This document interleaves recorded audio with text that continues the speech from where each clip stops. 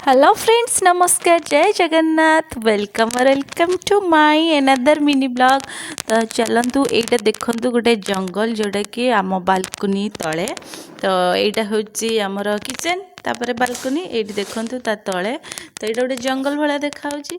तो आम एठी चली चली जाइकी मु जेमती कहितली प्रीवियस ब्लॉग पे आम जाउतिलु, बस लिफ्ट रे ओल्हेकी एमती चली चली आम हमर जाउतिलु। ता भितरे देखंतु तो एठू स्टार्ट हैला मु जो जंगलटा देखैथिली ऊपर। तो এইটা হচ্ছে তা মানে বাহারে এমতি ভিতরକୁ মানে এমতি কিছু ডেকোরেশন ହେଇଛି। ସନ୍ଧ୍ୟାରେ ତ ଲାଇଟ୍ ଫାଇଟ୍ ବଢ଼ିଆ, ଆଉ ଗଛକୁ କାଟିକି ଏତେ ବଢ଼ିଆ ସେମାନେ ବନେଇଛନ୍ତି ଚେୟାର ଟେବୁଲ୍ ଭଳିଆ ବସିବା ପାଇଁ। ତାପରେ ଦେଖନ୍ତୁ ଉପରେ ଯେଉଁ ଜଙ୍ଗଲ ଅଛି ମାନେ ଗଛ, ତାପରେ ଦେଖନ୍ତୁ ତା ତଳେ ଏମତି ସବୁ ଛତା ଟଙ୍ଗା ହେଇଛି। ଏତେ କଲରଫୁଲ ଛତା, ବହୁତ ସୁନ୍ଦର ଦେଖାଉଥିଲା।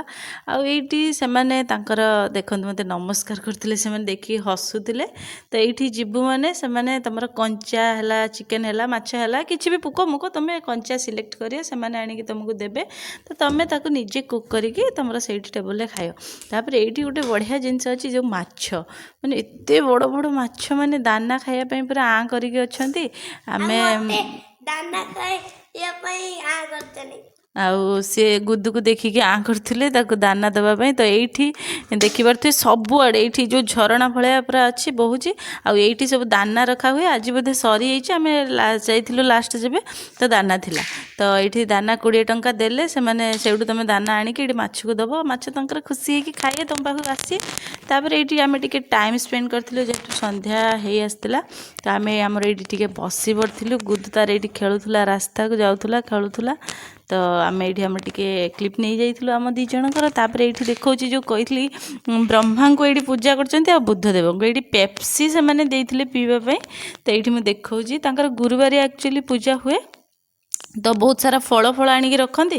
ଆଉ ଆଜି ଦେଖନ୍ତୁ ଖାଲି କୋଲ୍ଡ ଡ୍ରିଙ୍କସ୍ ଦେଇଛନ୍ତି। ଏପଟେ ହାତୀ, ଏପଟେ ଘୋଡ଼ା ରଖିଛନ୍ତି। ତ ଗୁଦୁ ଏଇଠି ଟିକେ ଠିଆ ହେଇଥିଲା। ତାପରେ ଆମର ଟିକେ ହେଇଗଲା ୱାକ୍। ତ ଆମେ ଏବେ ଚାଲିଲୁ ଟିକେ ଆଗକୁ, ତ ଦେଖିବା କ'ଣ ହେଉଛି। ମୋ ଗୋଡ଼ଟା ଏଇଠି ଆକ୍ଚୁଆଲି ସ୍ଲିପ୍ କରିଗଲା। ତାପରେ ଦେଖନ୍ତୁ ଏଇଠି ଦେଖନ୍ତୁ ସବୁ ମାନେ କେମିତି ଚିକେନ୍, କ'ଣ ଚିକେନ୍ ତ ନୁହଁ, ଏଗୁଡ଼ା ସବୁ କ'ଣ କେଉଁଥିରେ ହେଇଛି ମାଂସ। ତ ମୁଁ ଜାଣିପାରୁନି। ଆଉ ତାର ଏଇଟା ମେନ୍ ଗେଟ୍ଟା ଦେଖିପାରୁଥିବେ କେତେ ବଢ଼ିଆ ସଜା ହେଇଛି, ବହୁତ ବଢ଼ିଆ। ସନ୍ଧ୍ୟାବେଳେ ବହୁତ ବଢ଼ିଆ ମାନେ ଆସେ ଲାଇଟ୍। ତ ଏମିତି କିଛି ସଜା ହେଇଛି ଆମର ବିଲ୍ଡିଂ ତଳେ ଏଇଟା ପୁରା। ତ ଏଇଠି ଆମେ ଚାଲିଲୁ, ଆଉ ସେ ତାଙ୍କର ବାପା ପୁଅ ଚାଲିଛନ୍ତି, ମୁଁ ଟିକେ କ୍ୟାମେରା ଅନ୍ କରିକି ଚାଲୁଛି। ଆଉ ତ ଏଇଠି ଏମିତି ରାସ୍ତା ପୁରା ନିଟ୍ ଆଣ୍ଡ କ୍ଲିନ୍ ଥାଏ। ଆଉ ଫୁଲ କେତେ ବଢ଼ିଆ, ପୁରା ଫୁଲ ଏକ ନମ୍ବର ଲାଗିଲା। ଆଉ ମୁଁ ପିଙ୍କ କର୍ଣ୍ଣଟା ଫାର୍ଷ୍ଟ ଟାଇମ୍ ଦେଖୁଥିଲି। ଆଉ ଏଇଠି ବିକୁଛନ୍ତି ପୁରା ଗୀତ ବଜେଇକି ଚିକେନ୍ ବଲ୍ସ, ତାପରେ ଘୁଷୁରୀ ବଲ୍ସ ଏମିତି ସବୁ। ତ ଏଇଠି ଦେଖିପାରୁଥିବେ ତ ତାକୁ ପୋଡ଼ାପୋଡ଼ି ହେଉଛି, ସ୍ମେଲ୍ ବି କରୁଛି। ଗୁଦୁ କହିଲା କି ଗୋଟେ ଜୁସ୍ ପିଇବା ପାଇଁ। ଏଇଠି ଦୋକାନରେ କେହି ନଥିଲେ, ମୁଁ ତାକୁ ଏମିତି ବୁଝେଇ ବାଝେଇ ନେଇ ଆସିଲି କି ପିଇନା ବୋଲି କହିକି। ତ ଆମେ ପଳେଇ ଆସିଥିଲୁ ସେଇଠୁ। ତ ସେ କହିଲା ଠିକ୍ ଅଛି ମୁଁ ପିଇବିନି। ସ୍ମୁଦି ଆକ୍ଚୁଆଲି ଏଇଗୁଡ଼ା ସବୁ ଥିଲା। ମୁଁ ତାକୁ କହିଲି ଦେଖ ଏଇଠି ପୋକ ପ୍ୟାକେଟ୍ ହେଇକି ଅଛି, ଆଉ ତୁ ଖାନା। ତାପରେ ଆମେ ଏଇଠି ଯାଇଥିଲୁ ଲୋଟସ୍, ଗୋଟେ ଅଛି ମାର୍ଟଟେ।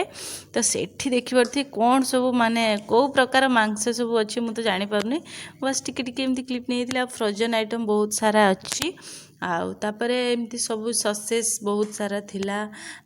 ତାପରେ ଆମେ ତ ସେଠୁ ଖାଲି କ୍ଷୀର ଆଉ ଗୁଦୁର ଗୋଟେ ମାନେ ଷ୍ଟ୍ରବେରୀ ଜୁସ୍ ନେଇ ଆସିଥିଲୁ। ମୁଁ ଯେମିତି କହିଥିଲି ପିଙ୍କ କଲର୍ ଅଣ୍ଡା ମୁଁ ଦେଖେଇଥିଲି, ତ ହଁ ପିଙ୍କ କଲର୍ ଅଣ୍ଡା ଏଇଠି ଥିଲା। ଆଉ ମୁଁ କେବେ ଖାଇନି କି ଆଣିନି କି ଆଣିବି ନାହିଁ ମଧ୍ୟ। ତ ଆମେ ଏବେ ଚାଲିଲୁ ଆମର ଯେଉଁ ସାମାନଟା ଦରକାର ସେଇଟା ନେଇକି। ଗୁଦୁ ତ ତାର ଚାଲିଛି ଧରିକି ତାର ଯେଉଁ ଷ୍ଟ୍ରବେରୀ ବାଲା ଜୁସ୍। ତାପରେ ଆମେ ଚାଲିଲୁ ବାହାରକୁ। ମୋର ଯେଉଁ କ୍ଷୀର ବି ଧରିକି ଚାଲିଥିଲି, ଆଉ ସେ ବି କ୍ଷୀର ବି ଧରିଥିଲା। ଆଉ ଏଇଟା ହେଉଛି ଆମ ବିଲ୍ଡିଂ, ଆଉ ଏଇଟା ହେଉଛି ଆମ ରାସ୍ତା। ଆଉ ଆମେ ଆସିଥିଲୁ ଏଇଠିକି। ତ ଆମେ ଏବେ ଚାଲିଲୁ, ଆମର ପାଣି ଯେହେତୁ ସରିଯାଇଛି, ପାଣି ଗୋଟେ ପ୍ୟାକେଟ୍ ନେବା ପାଇଁ ବାବା ଗୋଟେ କ୍ଷୀର ବୋତଲ ଧରିକି ଚାଲିଛନ୍ତି। ତ ଦ୍ୟାଟ୍ସ ଇଟ୍, ରହିଲି। ଆଉ ଭିଡ଼ିଓ ଭଲ ଲାଗିଥିଲେ